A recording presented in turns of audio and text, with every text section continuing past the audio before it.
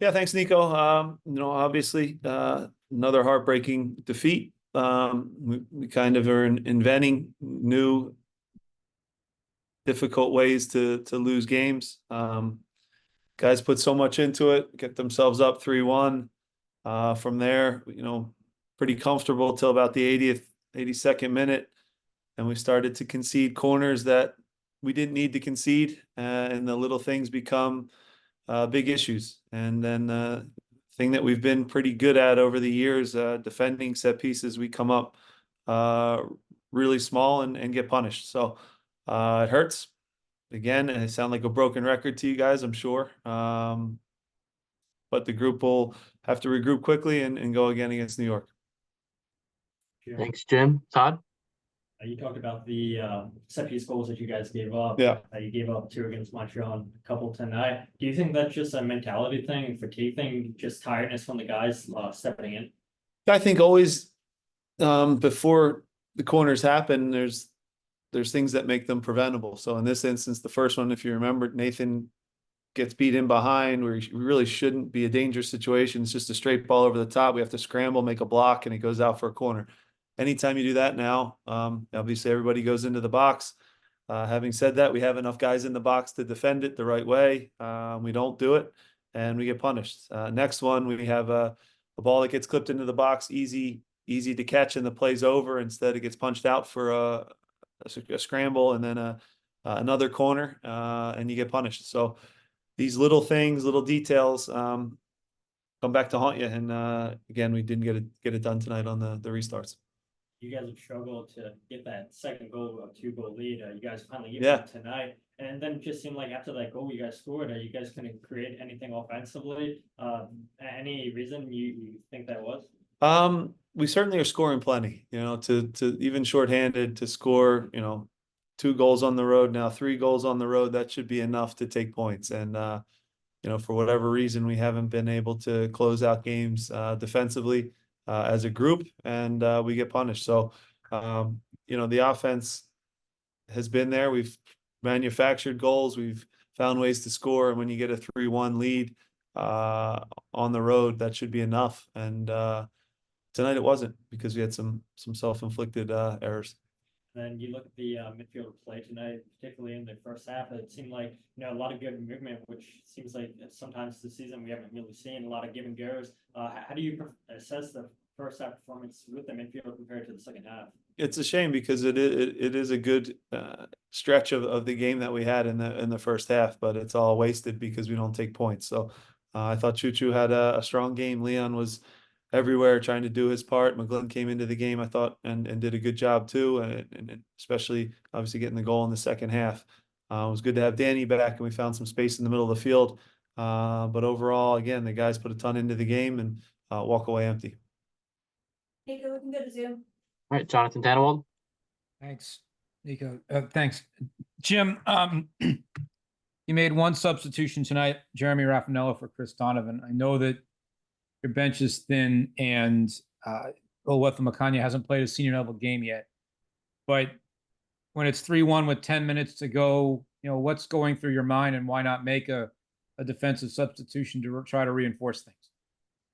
Yeah, look, we talked about keeping the integrity of the back four together, Jonathan. We changed last game, and right or wrong, it didn't wind up working out when we conceded late. So we wanted to trust the back four.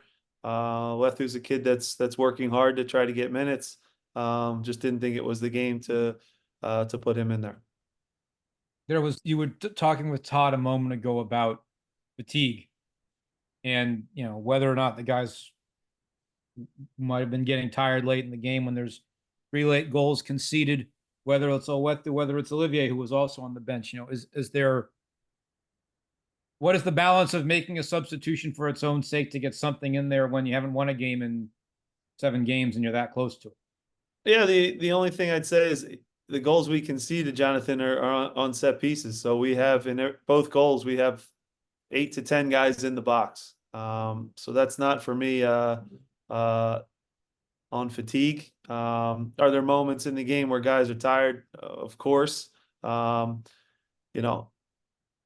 you look all over the world, and guys are able to play 90 minutes in consecutive games, and they should be. So we went with the guys that got it to 3-1. Offensive wise, Chris cramped up, so he came out. We made the change there. Marcus really had one day of training this week, so to put him in didn't make much sense for us, and we didn't get it done. So I have to answer these types of questions, and we got punished. Joe Tansey. Jim, why is Oliver still getting starts if he can't handle, I guess, the simple things, just crosses in the box he seemed to struggle immensely with tonight? Yeah, it was a tough game. It was a tough game for him. We have to regroup. We have to, again, try to protect him as best we can because, just have to not allow shots, not allow crosses, and do a better job of that. What went into starting him over Andrew tonight? Just trying to, again, get someone to get hot, to make a play, to make a save. And right now, the harder we try, the worse it tends to get. Jose Nunez. Thanks, Nico. Jim, just wanted to find out where Damian was. Is he getting a little bit of a break coming off of Copa America? I know there's also a lot of stuff going on with his home nation and maybe something that he has to deal with out there in Jamaica. Is he still away from the team for a little bit coming off of that tournament? He is. Damian was excused till tomorrow. He'll be back with the group tomorrow morning. His daughter had a surgery, so family issue.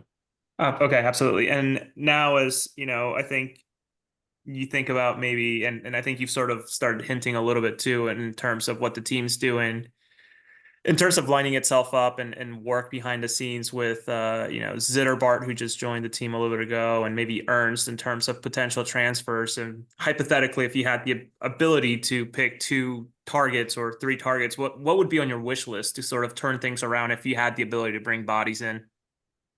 Yeah, answering that right now will just get me in more trouble. So again, we want to try to stick together with the group that we have here, find a way to get out of this horrible stretch that we've been in. We feel awful. We feel bad for the fans. I feel terrible for the players.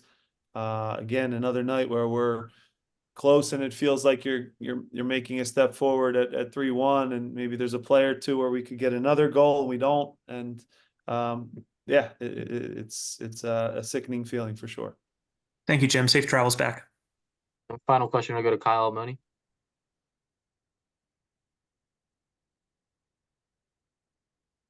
Hey, Jim. I know after tonight doesn't mean much, but talk about Daniel Gazdag becoming the all-time Union League scorer in MLS play, and then also follow up with Chris Donovan getting his first goal tonight, going back between Union 1 and Union 2. What's that do for a player like him to get that confidence back with the first team?